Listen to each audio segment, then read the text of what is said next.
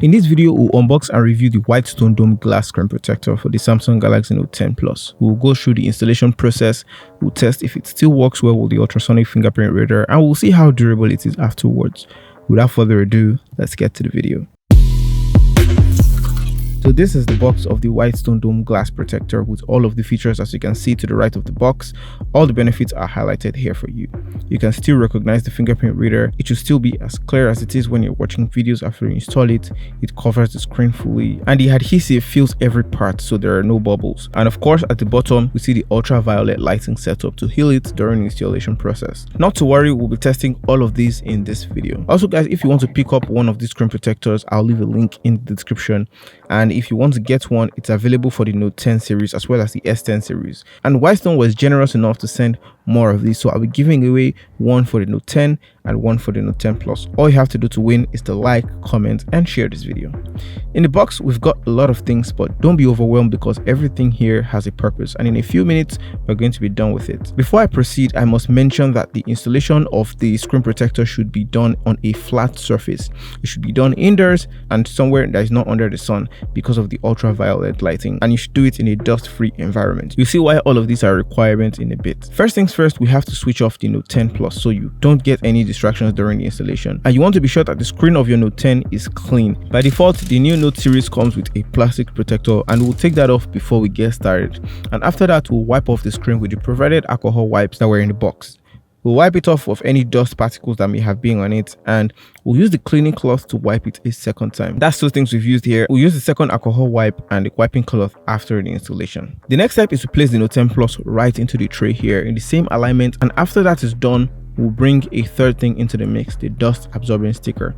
We'll use it to remove any dust particles. As I mentioned earlier about doing this in a dust-free environment, this will help us move to the next step quicker. The next thing we'll do is to cover the speaker with the provided masking tape. The second one is for emergency purposes and in case anything happens and you want to start over. You want to make sure that the masking tape aligns with the edge of the tray. After that, we'll put the top tray on top of it, and then we'll slide the absorption pads on both indicated sides on it so that they will hold your device in place and not let any liquid spill, as you see in a few minutes. From here, we'll insert the pin at the top of it for easy removal afterwards, and after the pin is inserted, we'll take the position bridge and put it in the indicated slots here. It should look like this from this side, and when that is done, it's now time to add the adhesive. Just as there were two masking tapes for the speaker, there are two liquid adhesives just in case anything goes wrong so we can try again. We'll be using one for now, and to add this, we'll take off only the colored cap first. We'll put it in the provided hole on the position bridge here. Again, from the side, it should look like this without any liquid being poured. And then we'll take off the black cap and the adhesive would pour, and we'll let it pour completely. Now, if this isn't a flat surface, the liquid might spill and get everywhere, so that's why a flat surface is recommended so it stays.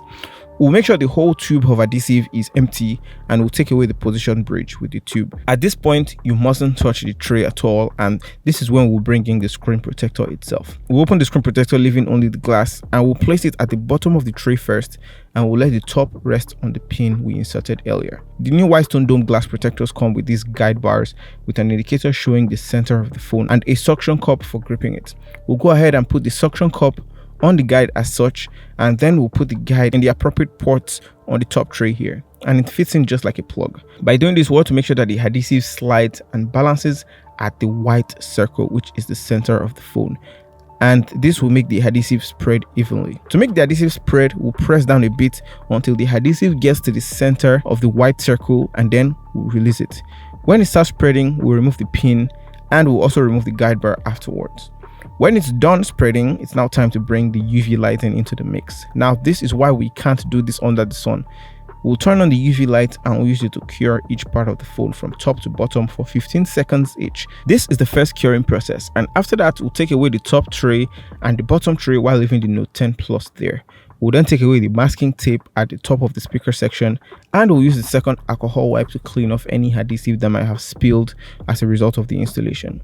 We'll do this slowly and carefully so that it doesn't shift the screen protector with force, and after that, we'll use the UV lighting again to cure it for a second time.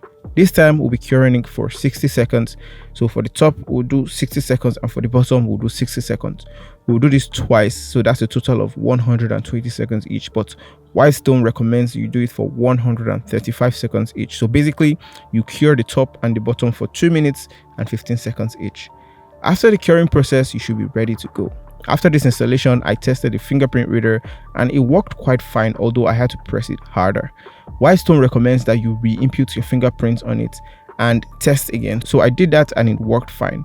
I also like that I could use it with the case I already had, and it did look seamless from side to side, although I didn't like that the difficulty level to install this was a lot, and you have to pay attention to many stages. If you mess up one stage, that's pretty much it. You have to start over again, but once you get it, you're set. I just wish that there was a faster way to install this. That's pretty much it for this video. I hope this video was helpful. Again, if you want to pick up one of these, I'll leave a link in the description, and I'll be giving away 2 of them, one for the Note 10 and one for the Note 10 Plus. Just indicate which one you want, and do hit that like button if you enjoyed this video. Also, don't forget to subscribe and hit the bell icon to turn on notifications so you don't miss the next video. Thanks a lot for watching this one, and I'll talk to you guys in the next one.